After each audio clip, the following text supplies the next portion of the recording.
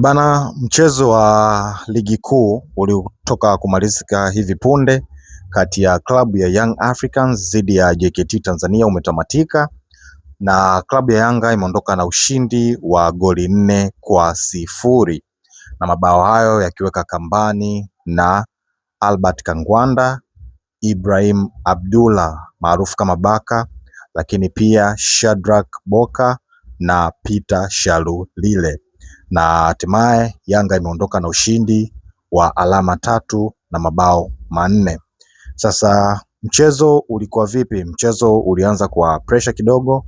Yanga walikuwa wanapush, JKT wakajitahidi kuzuia, lakini mwisho wa siku tanki la JKT likakata wese na wakaamua kukubali mashambulizi. Mwisho wa siku wakaadhibiwa kwa mabao 4-0. Sasa vitu ambavyo nimeweza kuviobserve kwenye mchezo huo ni kwamba tunaanza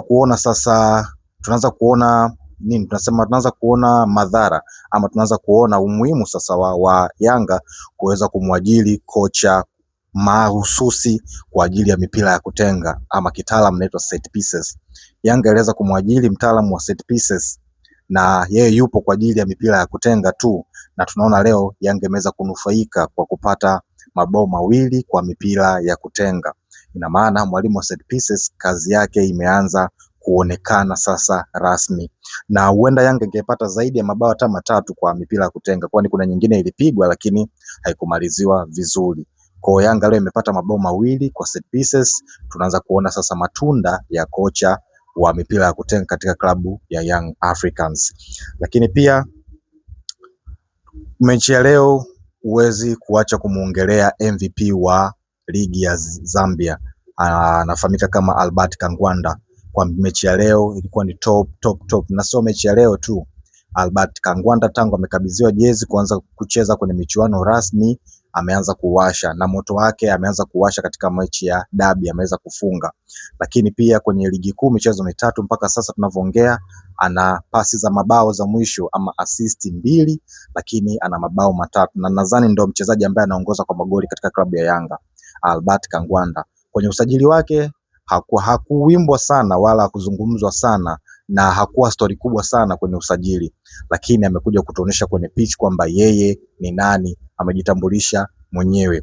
Lakini pia mchezaji mwingine Zakwani, naye mawings wale wawili, nilisema kabisa JKT wanabidi wawe makini sana na wale mawinga wawili Zakwani pamoja na Kangwanda, kwani wale wana balaa. Zakwani pia naye anaendeleza pale, anatoa ile assist nyingine ya pili na Yanga inaondoka na ushindi. Lakini huwezi kuacha kumzunguzia pia Shadrack Boka. Bana, Boka ameuasha sana. Boka sasa hivi ni wa moto, yaani wapinzani wake ama washindani wake kwenye namba ile wajipange.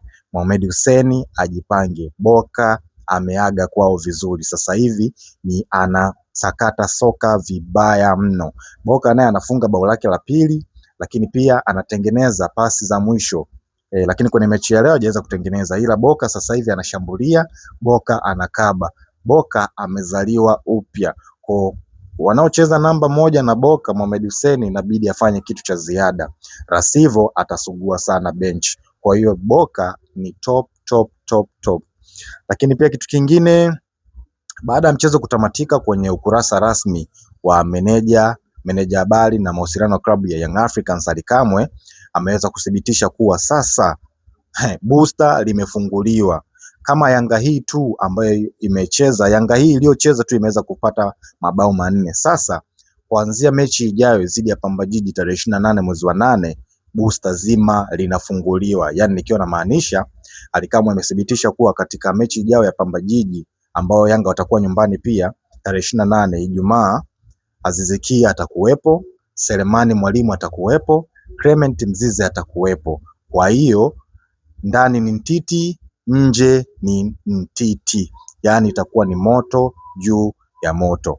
Lakini pia Yanga rasmi anaingia kwenye msimamo wa ligi, anaenda kukaa nafasi ya kwanza, amekusanya alama 3. Ndiyo mpinzani wake Simba Sports Club naye ana alama 9.